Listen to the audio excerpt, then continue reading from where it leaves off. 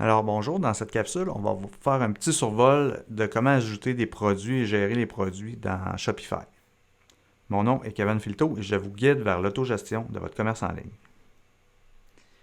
Quand on rentre dans l'interface, dans le fond de Shopify, on peut voir à gauche l'onglet Products et par défaut, on est sur All Products. C'est là qu'on veut aller.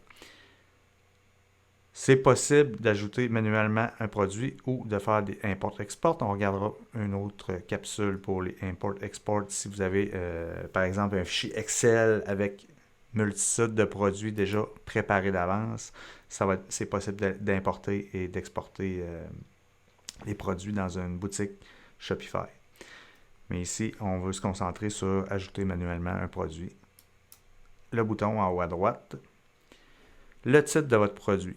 Évidemment, ici, je vous invite à être descriptif et précis. Surtout, commencer par le plus précis possible en allant vers le moins précis possible. Parce que dans le fond, la façon que les moteurs de recherche vont indexer ça, ça va être avec le titre de votre produit et ensuite, s'il y a de l'information qui est plus répétitive, par exemple, comme une sous-catégorie de votre produit, elle va être moins importante, donc c'est le principal qui va être indexé. Et aussi, essayer d'utiliser le nom, la façon que le client risque de chercher dans le moteur de recherche. Donc, si on veut ici, par exemple, parler d'un gilet à manches courtes, on a l'exemple en anglais ici. C'est un gilet à manches courtes.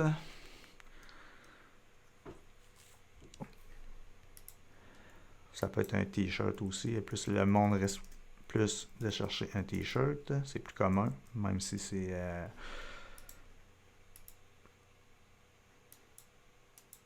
plus anglophone. Quoique, je ne suis pas certain.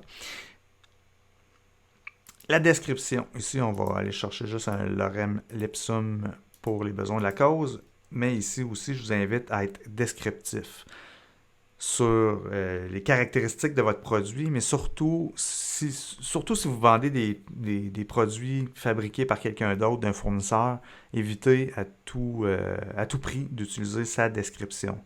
Écrivez votre propre description parce que si vous écrivez la description euh, recopiée de votre fabricant, même si vous l'autorisez, vous allez créer du contenu dupliqué qu'on appelle. Donc, Google va favoriser généralement le premier qui était là ou le site qui est le meilleur, si on veut, qui a une meilleure réputation. Généralement, si vous avez ajouté les produits après votre fournisseur, votre fournisseur qui va avoir une meilleure réputation. Donc, c'est important de faire attention à ça. Évidemment, vous avez la possibilité d'insérer des images, vidéos et autres dans la description. Mais c'est pas nécessairement pour les images du produit, c'est plus en parallèle, si on veut. Des fois, vous avez une image de juste une petite partie du produit, mais qui n'est pas nécessairement importante à avoir dans la galerie d'images de produits, mais un logo, par exemple, d'un branding, d'une pièce ou quelque chose comme ça. C'est possible de le faire en cliquant sur l'icône ici. Par exemple, mettons, je voudrais ajouter tout simplement une icône cadeau. Le alternate de l'image, je le dis toujours, très important de spécifier le plus précisément possible c'est quoi l'image. Donc, si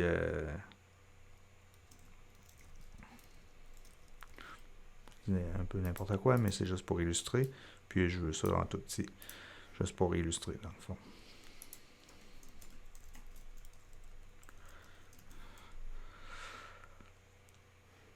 Ensuite de ça, j'ai les images de mon produit. Là, c'est vraiment la galerie d'images pour le produit. C'est facile de tout simplement aussi faire un drag and drop. Donc, on peut tout simplement déplacer les images une à la fois ou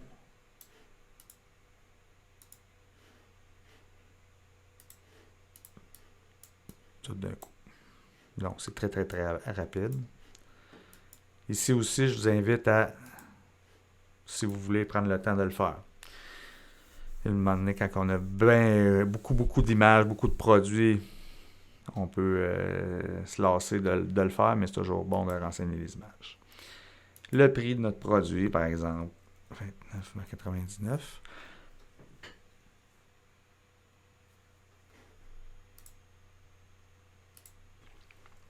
Le Compare at Price, c'est si vous voulez mettre votre produit en rabais.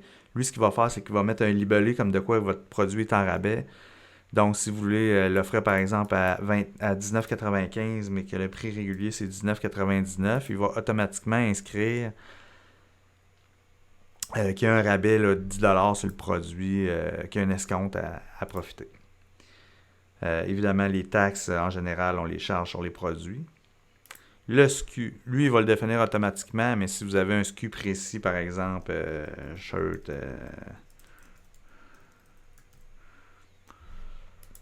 si vous avez des numéros ISBN, là, si vous offrez des livres ou des affaires comme ça. Est-ce que vous voulez prendre l'inventaire, gérer l'inventaire de vos produits qui sont en ligne, ou si c'est un produit, par exemple, que vous avez en usage illimité, vous pouvez laisser faire la gestion de l'inventaire. Donc, si généralement un t-shirt, c'est un produit physique, donc ça ne veut pas dire qu'il est en tirage illimité. On peut dire j'en ai 10. Après ça, il faut que je décide si je recommande des produits ou tout simplement que j'arrête. À ce moment-là, on peut offrir au consommateur le choix d'acheter un produit qui n'est plus en stock. On peut tout simplement cliquer ici, mais il va comprendre que ça se peut que ça soit un petit peu plus long avant de le recevoir. On peut l'ajouter aussi dans notre politique d'achat en ligne. Ici, je ne veux pas qu'il puisse le commander. Est-ce que c'est un produit physique qui requiert livraison? Oui, généralement. Le poids du produit, on peut choisir différents types de mesures de poids. Par exemple, ici en kilogrammes, ça pèserait, mettons, 0,1. Si on a des gestions de douane, on peut inscrire nos codes ici.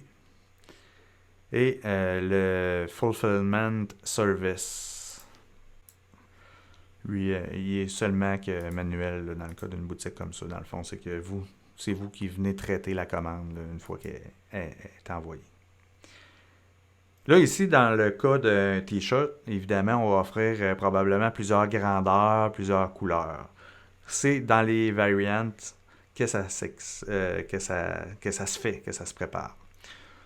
Donc, on peut venir ici ajouter une variante et on pourrait dire, disons, la grandeur et offrir, par exemple, du small, medium, large, X large.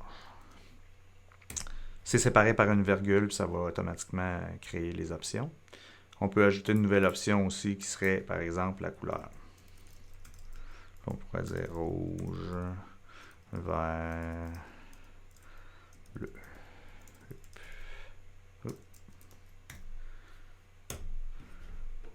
Et ce qu'on voit, si on descend un petit peu plus bas, c'est qu'il a créé toutes les variantes de nos produits. Il a inventé un SKU par rapport au SKU qu'on avait inséré d'abord. Ici, on voit que ça peut être tannant quand on a des SKU purement numériques, c'est qu'il va automatiquement compter et c'est pas nécessairement ce qu'on voudrait. Donc, souvent, quand on a des SKU avec une lettre, là, il ne le rechangera pas parce qu'il était live. Là il ne comptera pas nécessairement. Donc, si, dans mon cas, je ne veux pas nécessairement qu'il change mes SKU de cette façon-là, il va falloir que je vienne les modifier à mon goût.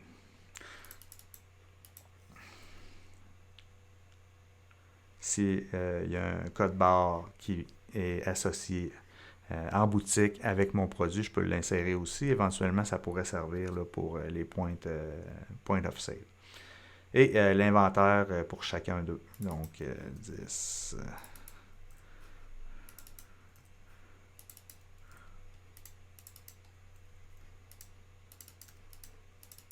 Les autres, il n'en reste pas. Évidemment, Quand on a des centaines de produits ou beaucoup de produits, ben là, c'est là que ça devient intéressant des fois de pouvoir importer, comme je montrais tantôt, des listes de produits. S'ils sont déjà créés, vous avez un logiciel, par exemple, en boutique qui permet de gérer ça, mais généralement, là, pour beaucoup de mes clients, c'est fait à la main comme ça. Ensuite, on peut faire un petit enregistrement là, pour ne pas perdre ce qu'on a commencé. Et en haut à droite, dans la même page, j'ai les Sales Channels. Ici, en ayant ma boutique en mode démo, j'ai pas mal toutes les options. J'ai le Point of Sale, j'ai le Buy Button, la Mobile App, puis le App Store. Il y aurait aussi Facebook que c'est possible d'insérer, là. Donc, ajouter une boutique, mais directement intégrer notre Facebook. Je peux venir dans Manage, choisir, par exemple, sous quel channel il est possible d'acheter ce produit-là. Ensuite de ça, le type de produit. Ça sert à évidemment catégoriser. C'est possible de rechercher dans le site avec ça aussi. C'est différent d'une collection. C'est vraiment associé un type de produit. Un produit peut avoir seulement qu'un type. Donc ici, ça serait par exemple un t-shirt.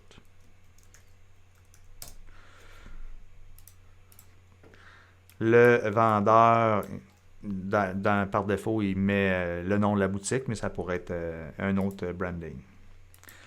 Les collections, je vous invite à consulter ma capsule sur les collections pour voir un petit peu plus comment ça fonctionne. Ici, j'ai juste une collection homepage. Ça ne m'intéresse pas de l'associer à cette collection-là par ici. Donc, je ne viens pas gérer ici mes collections parce que je préfère gérer mes collections par les tags.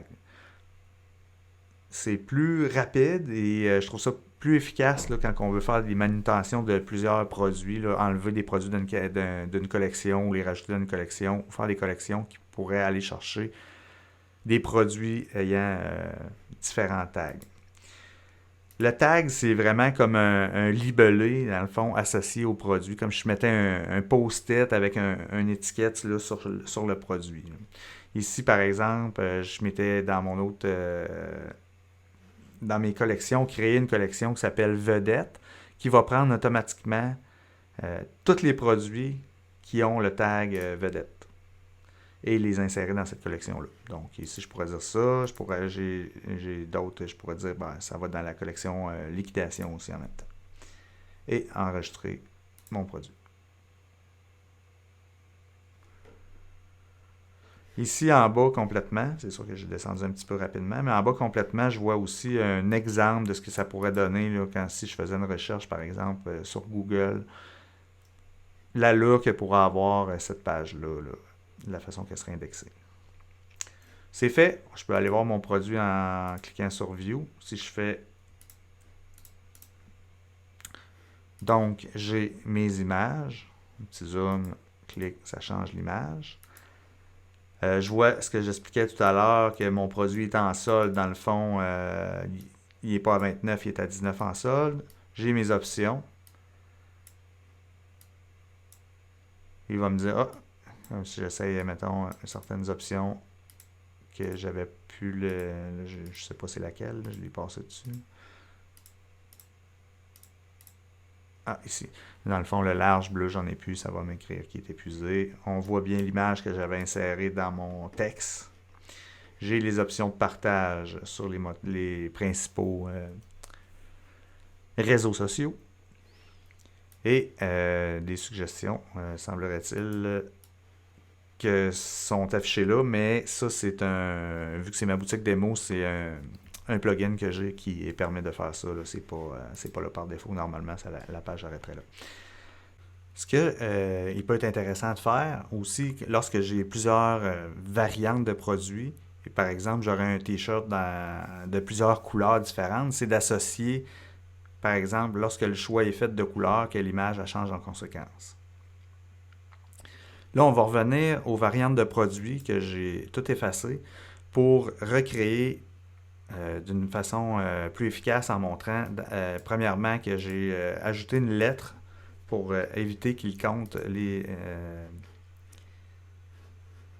SKU automatiques. Donc ici, je pourrais avoir mes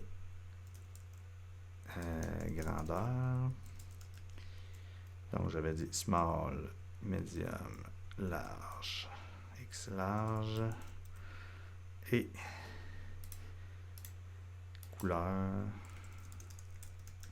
j'avais rouge, bleu, oups, pas bleu,